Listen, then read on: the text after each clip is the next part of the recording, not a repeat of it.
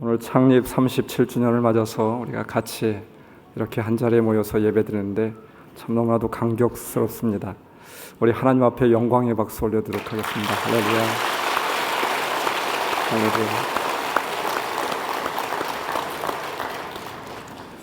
할렐루야. 2층에 보니까 우리 자녀들과 함께 이렇게 같이 예배드리면 얼마나 감사한지 또 얼마나 감격이 되는지 모릅니다. 아마도 여러분들도 동일하게 그렇게 느끼시지 않을까 싶어요.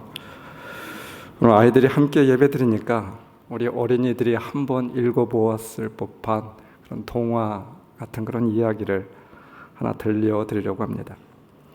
인도양 북서쪽에 아프리카를 가다 보게 되면 자그마한 섬나라 하나가 있습니다. 모리셔스라고 하는 그런 섬나라인데, 혹시 톰 소여의 모험을 쓴 마크 트웨인이라고 하는 그런 사람이 이 섬을 방문하고 나서 이렇게 이야기를 하게 되었습니다. 하나님께서 이 섬을 보고 바로 천국을 디자인한 것이 아닌가, 이렇게 이야기를 했다라고요. 정말 너무나도 아름다운, 너무나도 풍요로운, 너무나도 신비스러운 그런 섬이다라고 그렇게 칭찬을 아끼지 않았다라고 하는 것이죠. 그런데 이 섬 가운데 도도새라고 하는 새 한 마리가 살고 있었습니다. 이 새는 지상낙원에서 아무런 천적도 없이 이 섬에서 무수히 번성을 하고 있었다라고 해요. 본래 비둘기 같은 그런 모양이었는데 좀 우스꽝스러운 그런 모습을 띠고 있습니다. 이 새는 아주 풍부한 먹잇감과 또 그 나라의 온도가 22도 이하로 절대 내려가는 적이 없었다라고 해요. 푸른 숲, 먹을 것이 너무나도 그렇게 많았습니다. 이와 같은 그 풍부한 혜택 속에서 이 새는 살이 쪄서 이 비둘기 같은 그런 새가 하늘을 날 수 없고 칠면조 같은 그런 새로 바뀌어지게 되었다라고 하죠. 이상한 나라의 앨리스라고 하는 그런 유명한 그런 영화에 나오는 새이기도 합니다. 지금은 안타깝게도 이 새가 지구상에 존재하지 않아요. 날개는 태화되어서 병아리의 날개처럼 되어버렸습니다. 물론 하늘을 날 필요도 없었습니다. 떨어져 있는 그냥 과일을 주워 먹기만 하면 그냥 잘 살 수 있었습니다. 참 많은 새들이 이 섬에 살고 있었죠. 생명을 위협하는 것 아무것도 없었습니다. 그런데 이렇게 좋은 시절만 있으면 얼마나 좋겠습니까? 17세기에 포르투갈 상인이 이 섬을 한번 방문하게 되었다라고 해요. 그리고 너무나도 놀라게 되었습니다. 이 섬이 너무나도 풍부한 그런 섬이다라고 하는 것과 또 한 가지는 이 도도새라고 하는 새가 사람을 전혀 의식하지도 않고 사람에게 그렇게 와서 사람을 반기는 그런 모습을 보게 되었습니다. 날지도 못하는 새가. 그리고 이 섬은 바로 유럽을 이어주는 굉장히 중요한 그런 역할을 하게 되었다라고 해요. 그래서 17세기부터 이 섬을 통하여서 많은 상인들이 그렇게 드나들게 되었죠. 물론 말할 것도 없이 이 도도새는 바로 이 상인들의 먹잇감이 되게 되었습니다. 상인들은 통통하게 살이 오른 도도새를 쉽게 잡아 그렇게 배를 채우게 되었죠. 그리고 상인들을 따라서 들어온 설치류, 바로 쥐, 이런 것들이 이 도도새의 알을 훔쳐먹기 시작했다고 합니다. 결국 이 새는 지구상의 멸종 위기에 처하게 되었고 지금은 한 마리도 남아있지 않는 전설 속의 새로 사라져버리게 되었다라고 하는 것입니다. 도도라고 하는 말은 여러분 포르투갈 말로 어떤 뜻인 줄 아십니까? 바보. 도도, 바보. 바보새다라고 하는 뜻이 되겠죠. 이러한 도도새의 교훈을 두고 사회학자들은 도도새의 법칙이 있다고 합니다. 그것은 20년 동안 아무런 어려운 일이 일어나지 않는 사회나 사람은 망할 수밖에 없다라고 하는 것입니다. 그리고 7년 동안 어려운 일이 일어나지 않으면 바로 그 나라나 민족이나 사회나 기업이나 발전이 없게 된대요.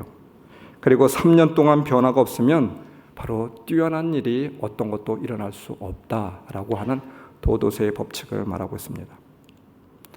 오늘 우리 교회는 창립 37주년을 맞았습니다. 성경의 말씀을 바로 새겨들어야 될 줄 믿습니다. 오늘 우리에게 주시는 그런 하나님의 말씀은 도도새의 그런 법칙을 일깨우는 말씀이 아닐까 싶어요.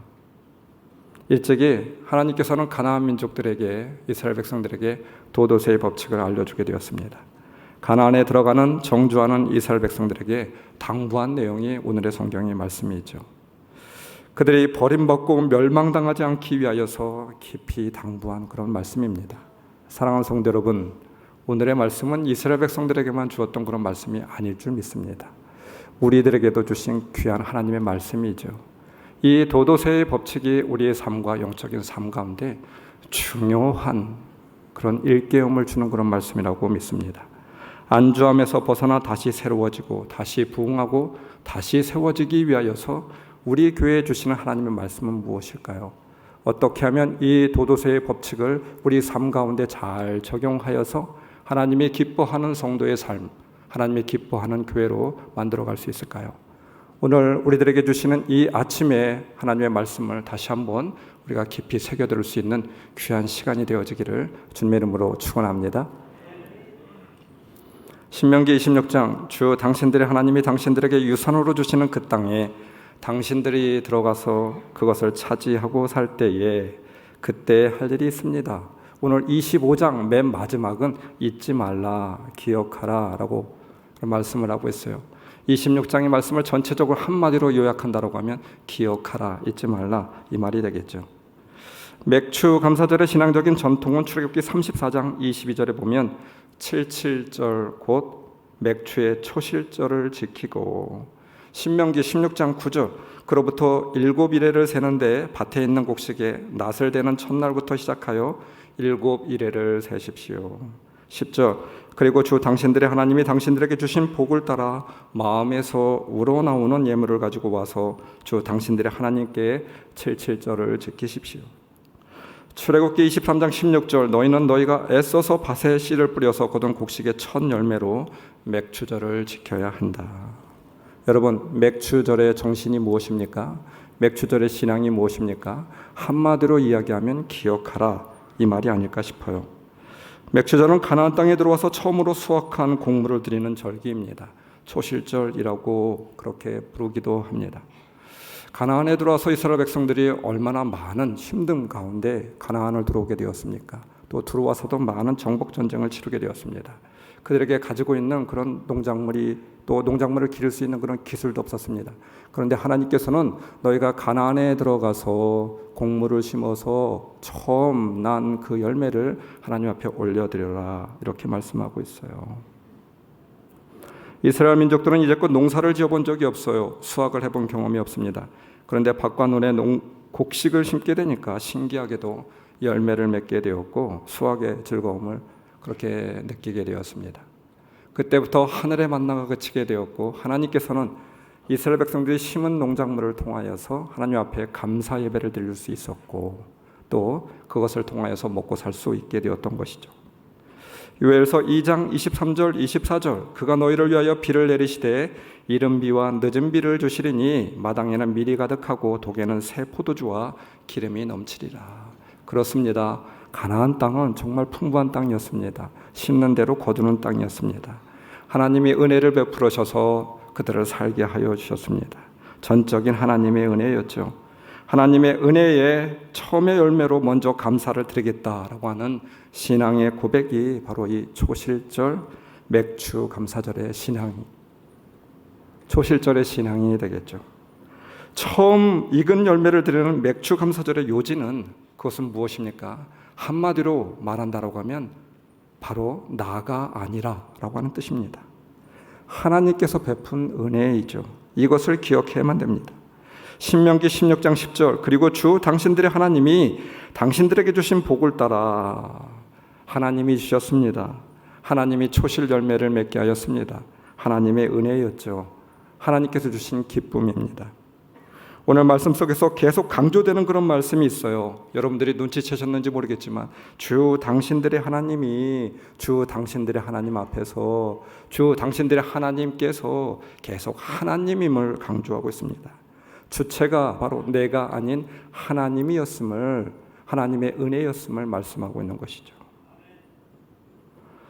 광야에서 이스라엘 광야 1세들에게 훈련한 내용이 무엇입니까? 여러분들은 어떻게 생각하세요? 그 훈련한 내용, 우리가 성경을 통해서 보게 된다라고 하면 하루하루 만나를 주고 반석에서 물을 내시고 불기둥과 구름기둥으로 200만이 넘는 그런 사람들을 광야에서 40년 동안 먹이셨습니다. 광야의 레슨, 훈련, 한마디로 이야기하면 무엇입니까? 단 한마디로 이야기하면 내가 아닌 하나님, 내가 아닌 하나님의 은혜였다, 이 말입니다. 오늘 우리의 삶도 마찬가지입니다. 내가 아닌 하나님이 되어야 되겠죠. 신명기 8장 17절, 이 재물은 내 능력과 내 손의 힘으로 모은 것이라고 생각할 것 같아서 걱정입니다. 생각할 것 같아서. 어리석은 사람들은 생각하고 있어요. 그렇게 생각하고 있어요. 그런데 하나님은 생각할 것 같아서 걱정이래요. 내가 이래서, 내가 열심히 일해서 내가 자녀들을 바르게 가르치고 나와서 공부시켜서, 내가 자녀들을 길러서, 내가 집을 사서, 내가 농사를 지어서, 여러분 정말 내가 한 일입니까? 생각이죠. 생각일 뿐이지 내가 한 일이 아니라고 하는 말입니다. 여러분들은 그것을 인정하십니까? 혹시 인정이 안 된다 하더라도 오늘 이 시간 인정하십시오. 아니, 그것이 진리입니다. 왜 내가 한 일처럼 우리는 살아가고 있습니까? 하나님이 하신 일인데 왜 내가 그렇게 생각하고 있나요? 우리가 한 일은 별것 없습니다. 하나님이 하신 일에 조그만한 조력을 한 것뿐이 되겠죠. 모든 것이 하나님이 주신 것뿐입니다. 생각해 보건대, 살펴보건대, 성찰해 보건대 다 하나님이 하신 일이었어요. 여러분, 심장이 뛰는 거, 내가 숨을 쉬는 거 내가 하는 일입니까? 그 공기를 만드신 분은 누구십니까? 내가 발을 딛고 이 땅에 살아가고 있습니다. 여러분, 그 땅을 만드신 분이 누구십니까? 나에게 생명을 주신 분이 누구십니까? 내가 이 땅에 오고 싶어서 온 겁니까? 내가 자녀를 낳고 싶어서 자녀를 낳은 것입니까? 이 귀한 생명, 이 귀한 자녀들을? 아니에요. 하나님께서 주신 것이잖아요. 내가 직장을 갖고 있는 것, 내가 일하고 있는 것, 내가 능력이 있어서입니까? 아니에요. 하나님께서 부르시면 한 번에 다 날아가 버려요. 저는 너무나도 많은 경험, 우리 성도들 통해서 그것을 보고 있습니다. 당장 내일이라도 생명을 하나님께서 거두어가실 수 있습니다. 햇볕과 비를 주시는 분이 누구십니까? 단 한순간도 주님의 도우심이 없으면 우리는 존재할 수가 없어요. 내가 생각하고 내가 말하고 내가 행동하고 내가 오늘 살아가는 것 하나님의 은혜이죠. 내가 아니라 하나님의 은혜입니다. 결실을 거두게 하신 분, 초실을 맺게 하신 분 하나님의 은혜입니다. 내가 아닙니다.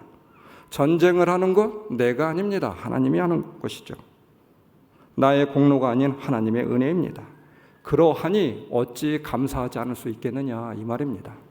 오늘 저는 여러분이 이 고백이 좀 있어졌으면 좋겠어요. 이 고백을 다시 한번 새롭게 하셨으면 좋겠습니다. 어느 목사님의 한 칼럼을 말씀을 준비하면서 읽게 되었습니다. 언젠가 이 목사님이 새가족 신방을 하게 되는데 그 가정에서 내놓은 기도의 제목이 아빠의 건강 문제였다고 합니다. 물론 신방을 가서 우리가 기도하게 된다라고 하면, 기도 제목을 놓게 보게 된다라고 하면 건강 문제가 빠지지 않아요. 대수롭지 않게 생각하게 되었습니다. 그런데 예배를 드리고 나서 이 가정에서 이 여자 집사님이 이런 이야기를 해요. 그냥 익숙한 기도 제목이라는 생각과 함께 별로 그렇게 주의 깊게 듣지 않았는데 이 집사님이 이런 이야기를 하는 것입니다. 남편이 심각한 부정맥이 있어서 심장 박동이 갑자기 불규칙해진다라고 하는 것입니다.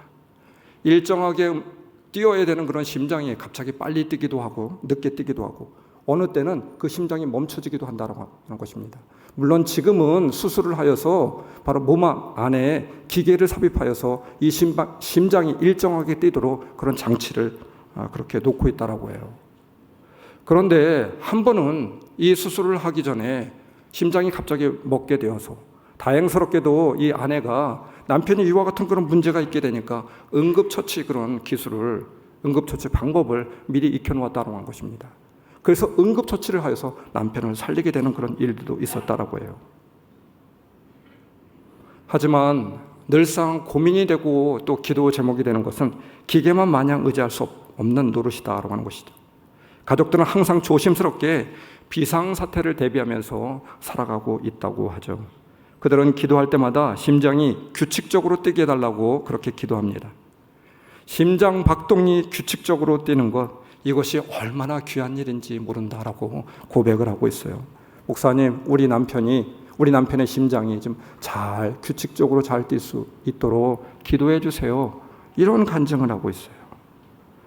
그러면서 오늘 하루도 일정하게 심장을 뛰게 하신 하나님께 감사를 드린다고, 또한 밤새 심장을 지켜주시기를 기도하며 잠자리에 들게 된다고 아침에 일어나서는 하나님께서 심장을 일정하게 뛰게 해주셔서 오늘 내가 눈을 떴습니다. 이런 기도 제목을 올려드린대요. 간밤에도 지켜주신 하나님께 감사를 올려드린다라고 말하고 있습니다. 신방을 마치고 나오는데 목사님의 마음 가운데 이런 생각이 들었습니다. 나는 내 심장이 규칙적으로 뛰게 하는 것, 이것에 대해서 얼마나 감사하고 살았나. 저 가정은 심장이 규칙적으로 뛰는 것이 저 집안의 온 기도 제목인데, 날마다 드리는 기도 제목인데, 나는 얼마나 내 삶 가운데, 내 육체 가운데 심장이 뛰는 것에 대하여서 감사를 드렸나, 반성하게 되었다고 하는 것입니다. 한국 최초의 우주 비행사였던 이소연 박사가 이런 이야기를 했습니다. 우주에서 한 번 숨을 들이키려면 장비며 인력이며 돈이며 정말 수백억의 돈이 들어간다라고 해요. 여러분 그것을 아십니까?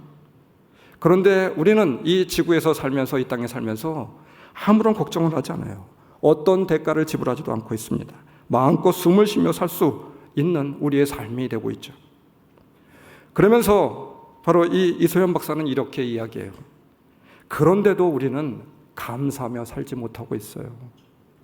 저는 제가 이렇게 우주 비행사가 되게 된 것, 그 한 가지는 바로 이와 같은 것을 하나님께서 느끼게 하고 감사함을 잊지 않고 살아가라고 나를 만든, 우주 비행사를 만드신 것이 아닌가, 이렇게 고백하고 있습니다.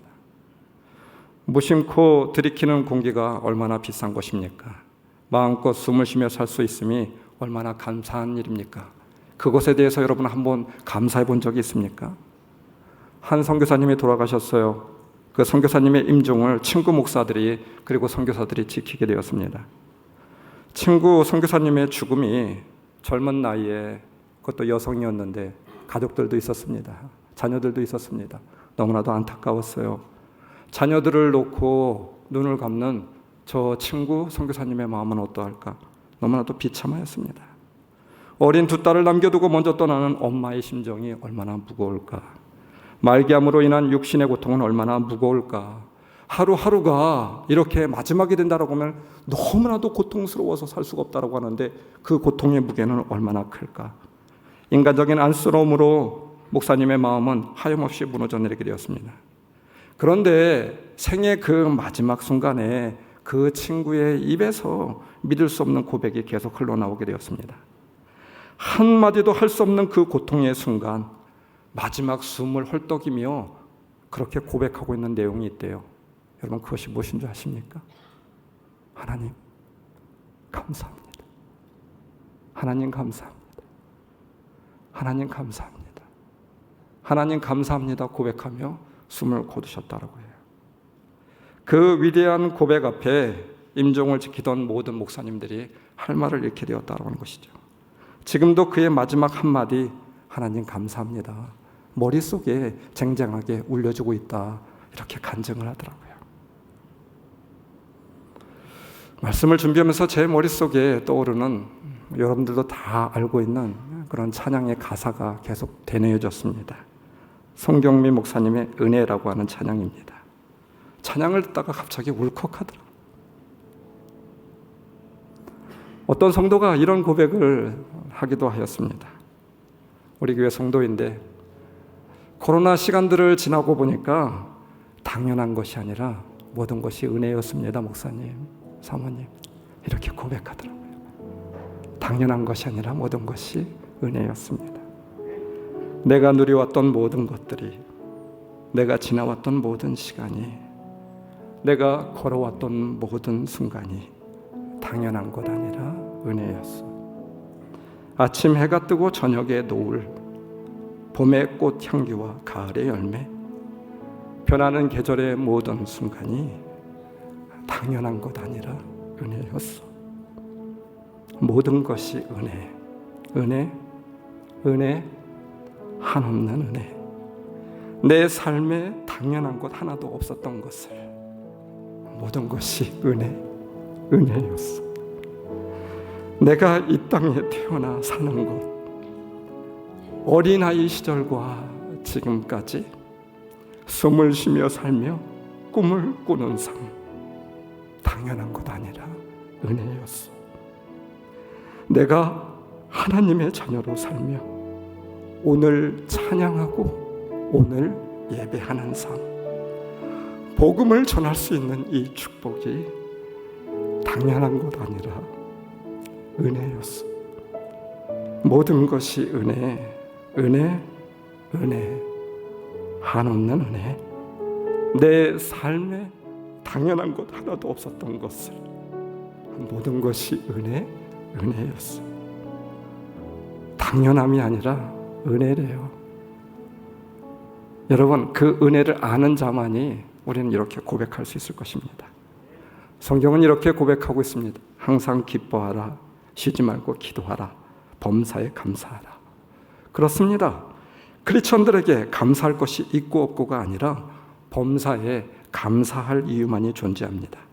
그래서 범사에 감사하라라고 하는 것입니다. 이것이 바로 그리스도 예수 안에서 우리를 향하신 하나님의 뜻이니라. 아멘. 이제 내가 육체 가운데 사는 것은, 즉 우리의 남은 생애를 사는 것은 우리를 사랑하신 그분께로부터 받은 사랑의 은혜를 감사하며 살아야 될 줄 믿습니다. 오늘도 내 심장은 한 번도 쉬지 않고 뛰고 있습니다. 그 신실하신 하나님이 나를 지켜주고 있고 내 심장을 쥐고 있는 것이죠. 그러니 우리가 어찌 감사하지 않을 수 있겠습니까? 여러분, 맥추절은 유월절 주간의 안식일로부터 50일째 되는 날입니다. 오순절은 유월절 기간 동안 처음 익은 보리 곡식단을 제단에 드린 날로부터 시작하여서 밀추수로 끝나는 49일 7주간의 추수 기간 다음 날이 바로 오순절입니다. 맥추절, 오순절 이렇게 부르기도 하고 있어요. 신약 사도행전에서 이런 말씀이 나오고 있습니다. 주님은 부활하신 뒤에 제자들에게 이렇게 말씀하고 있죠. 1장 4절, 예루살렘을 떠나지 말고 내게서 들은 아버지의 약속을 기다리라. 여기서 기다리라고 말씀하고 있어요. 그리고 2장 1절로 넘어가서 성경은 이렇게 전하고 있습니다. 오순절이 이름에 심플레로라고 말씀하고 있어요. 그 말은 무엇이냐면 물동이에 물을 가득 채울 때까지 기다리고 있었다, 이 말입니다. 여러분, 왜 성령의 놀라운 역사가 주님께서 기다리라고 하고 50일 동안 지난 뒤에 바로 오순절, 이 맥추절에 성령의 역사를 부어주셨을까요? 그러므로 인하여서 교회가 새로워지고 바로 우리가 살아가고 있는 이 시대의 이 문명이 바뀌어지게 되었습니다. 왜 주님께서는 오순절에 성령의 역사를 제자들에게 그렇게 부어주시게 되었습니까? 50일 지난 뒤에 오순절이 이름에 교회와 하나님의 사람들에게 성령을 부어주셨습니다. 왜 오순절에 성령의 역사가 일어나게 되었을까요? 그것은 바로 오순절이 감사의 날이기 때문입니다. 맥추절, 감사의 날이기 때문인 것이죠. 첫 수확을 하고 수확한 열매를 가지고 떡을 만들어서 제사를 드리는, 하나님 앞에 감사의 제사를 드리는 날이었기에 바로 감사를 드릴 때 하나님의 은혜의 역사가, 구원의 역사가 임함을 보여주는 상징적인 사건이 아닐까요? 감사하는 자를 하나님께서 기뻐하십니다. 감사하는 자에게 은혜가 임하게 되는 것이죠. 그 상징으로 바로 오순절 성령의 역사를 이루고 있는 것입니다. 오늘 우리는 맥주 감사절로 그리고 창립 기념일로 드리고 있습니다. 초대교회 성령의 역사를 부어주었듯이 우리 교회와 성도들에게 성령의 역사가 충만히 임할 줄 믿습니다. 성령의 역사를 받아야만 됩니다. 그래야 새로워질 수 있고 다시 일어설 수 있습니다. 그러나 여러분, 그 성령은 바로 하나님의 은혜에 감사하는 자에게 임하였음을 우리가 다시 한번 고백할 수 있는 여러분들 되시길 주님의 이름으로 축원합니다. 우리의 심령의 물동이를 감사로 채울 수 있는 여러분들이 되시길 바랍니다. 우리의 삶 가운데 감사가 흘러넘치게 될 때, 차고 넘치게 될 때 놀라운 성령의 역사, 하나님의 은혜가 충만히 임할 줄 믿습니다. 맥추절의 정신이 무엇입니까? 하나님은 명령하였어요. 한마디로 말해서 기억하라입니다. 신명기 16장 12절, 당신들은 이집트에서 종살이하던 것을 기억하고 이 모든 규례를 어김없이 잘 지키십시오. 7절을 말씀하시며 종살이하던 것을 기억하고 잘 지키십시오. 신명기 26장 1절, 주 당신들의 하나님이 당신들에게 유산으로 주시는 그 땅에 당신들이 들어가서 그것을 차지하고 살 때에 그때 당신들은 기억하라, 이 말입니다. 애굽을 기억하라. 애굽에서 종살이했던 것을 기억하라. 여러분, 하나님께서 말씀하고 있는 내용이 무엇입니까? 애굽을 지칭하여서 이것을 기억하라라고 하는 그런 말씀이 무엇일까요? 너의 존재됨, 바로 너의 처음의 마음이 무엇인지 잘 기억하고 살아라, 이 말씀이 아닐까요? 세상을 살아가다 보니까 변하지 않는 것이 없는 것 같아요. 세월이 지나다 보면 시대도 환경도 상황도 다 변하게 됩니다. 사람도 나이가 들면서 변화가 일어나게 됩니다. 변화가 있는 것은 지극히 자연스러운 일인 것 같아요. 그리고 혹시 우리 삶 가운데, 우리 인생 가운데 변화가 없다라고 하면 우리는 정체될 수밖에 없습니다. 경직됩니다. 퇴보합니다. 소멸하게 됩니다. 그래서 변화란 때로 우리 인생 가운데 필요한 것이 되겠죠. 자녀들이 태어나서 계속 아기나 아니면 어린아이로 그렇게 정체되어 있다고 생각해 보십시오. 그것처럼 끔찍한 일이 어디 있겠습니까? 시간이 지나면서 변화되어야만 됩니다. 몸도 마음도 인격도 그렇게 성숙해져야만 되는 것이죠. 여러분, 마찬가지로 개인도 기업도 시대도 변할 수밖에 없습니다. 사람도 변할 수밖에 없습니다. 우리는 변화에 잘 적용해야만 됩니다. 그래야 살아남을 수 있게 되는 것이죠. 그러나 한 가지 변화되지 말아야 될 것이 있습니다. 시대나 환경이 변화되어도 변화되지 말아야 될 것, 본질적인 것은 변화되어서는 안 됩니다. 특별히 우리 신앙 안에서 우리의 신앙이 그렇게 변화돼서는 안 됩니다. 우리의 신앙은 변화되는 것이 아니라 처음의 마음을 잘 간직하는 것이라고 저는 믿습니다. 하나님이 보시는 한 가지 기준이 있어요. 우리가 하나님 앞에서 내세울 수 있는 것이 없습니다. 완악한 죄인들이죠. 우리는 늘 하나님의 마음을 아프게 하고 있습니다. 이스라엘 백성들도 마찬가지일 것 같아요. 가나안 땅에 들어갔지만 하나님의 마음을 늘 아프게 하였죠. 실망시키게 되었습니다. 그런데 하나님께서는 그들에게 명령한 한 가지가 있었습니다.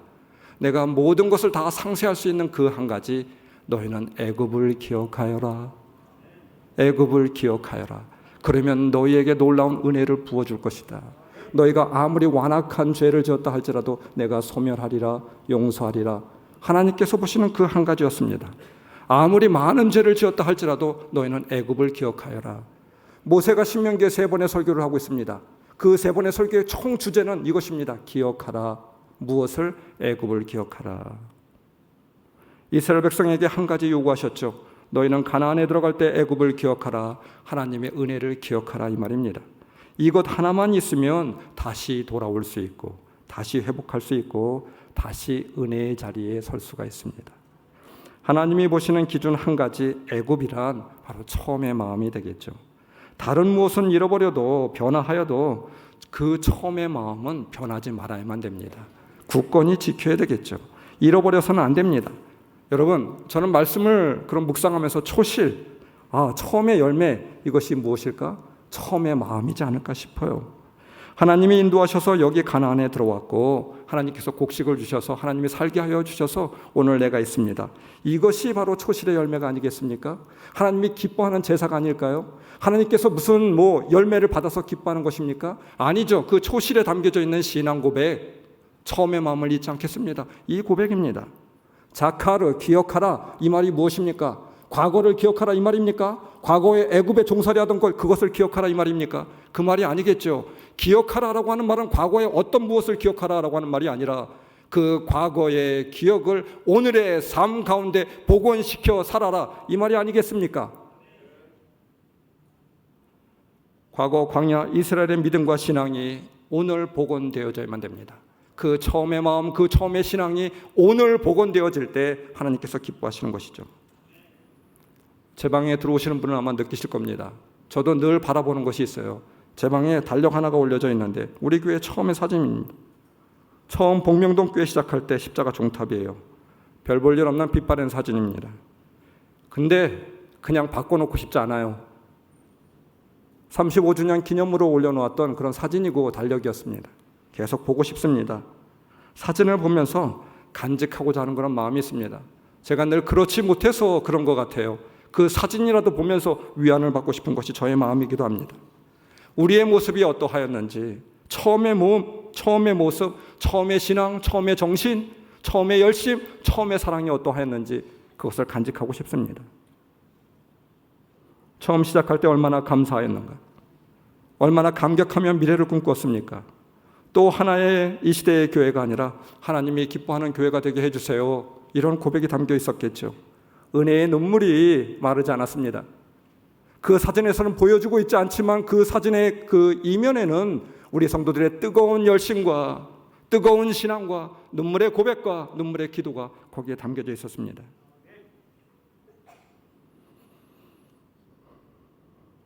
그것을 오늘에 기억하며 살아가면 얼마나 좋을까요? 하나님께서는 솔로몬의 화려한 성전을 기뻐하셨던 것이 아니라 다윗의 장막을 기뻐하셨다라고 사도행전에서 분명히 말씀하고 있습니다. 외형적인 그 무엇이 아니라, 외형적인 그 화려함이 아니라 내면의 마음이었습니다. 처음의 마음이 담겨져 있는 그 성전을 복원하고 싶다, 이렇게 말씀하고 있어요. 하나님이 한 가지 보시고 있는 것은 doing이 아니라 being이었습니다.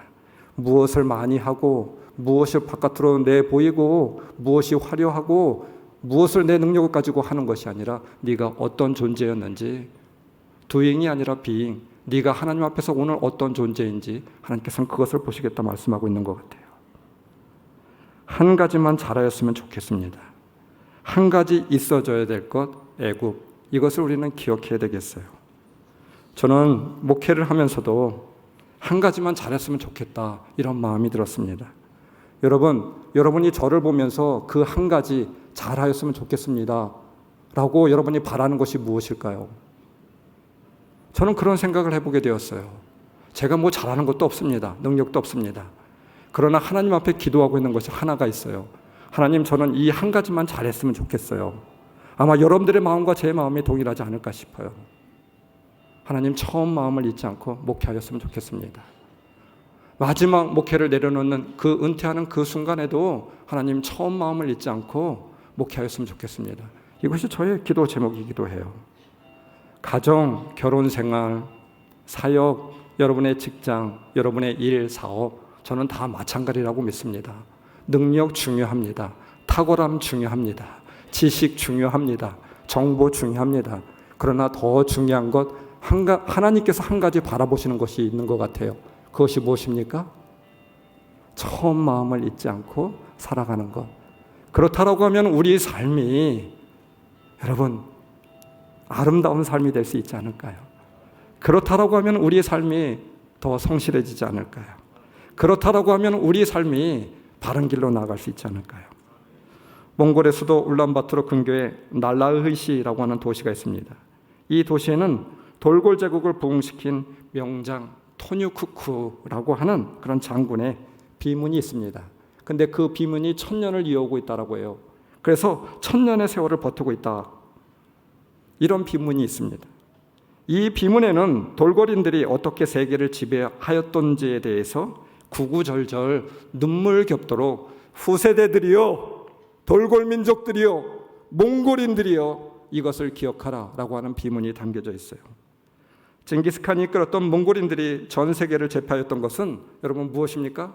우리는 잘 알고 있어요. 기동력이었다고 하죠. 40km마다 역을 두고 5km마다 파발을 준비하게 되었습니다. 당시에 전 세계를 네트워크화하였어요. 오늘날의 말로 친다라고 하면. 그리고 외국인이라 할지라도 능력이 있다라고 하면 채용해서 쓰게 되었습니다. 참 탁월한 사람이었어요. 타 종교나 민족에 대해서 개방 정책을 쓰게 되었습니다. 그런데 가장 강력한 몽골인들이 세계를 제패하게 되었던 그 한 가지 이유를 꼽는다라고 하면 사람들은 이구동성으로 다 이렇게 이야기를 하고 있어요.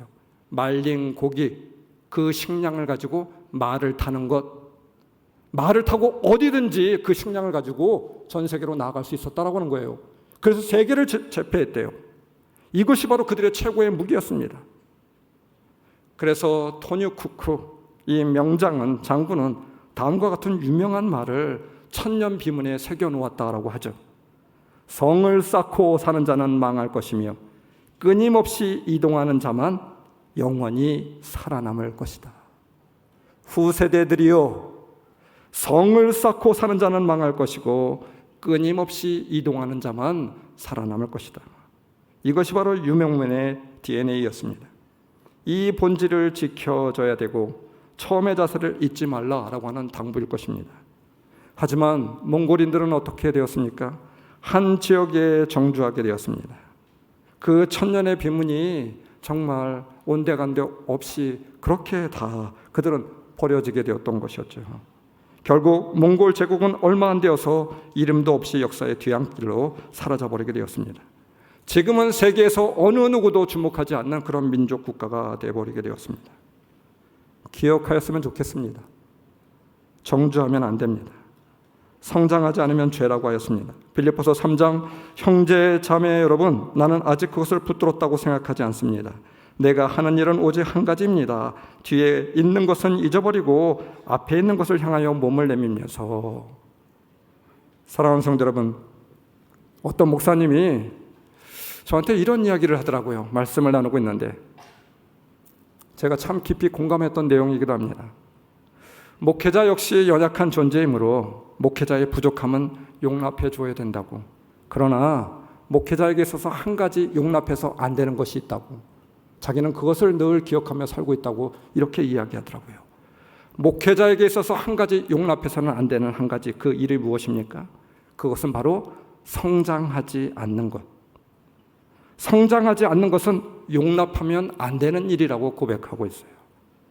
작년에 지었던 죄를 올해 또 짓고 올해 회개한 죄를 내년에 또 짓는다고 하면 그것은 목사가 아니다. 그렇게 목회를 해서는 안 된다. 장로, 권사, 평신도, 리더 다 마찬가지입니다. 얼마나 믿음이 좋았으면 장로, 권사, 리더가 되었습니까? 그런데 임명받고 나서 성장이 있느냐 없느냐? 이것은 또 다른 이야기가 되겠죠. 병들었기 때문입니다. 병들지 않으면 성장할 수 있습니다. 여러분, 가지가 나무에 붙어 있으면 된다고 하였습니다.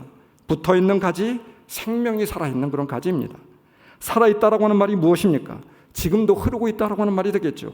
지금도 생명이 유지되고 있다라고 하는 말입니다. 변질되지 않았다라고 하는 것이죠.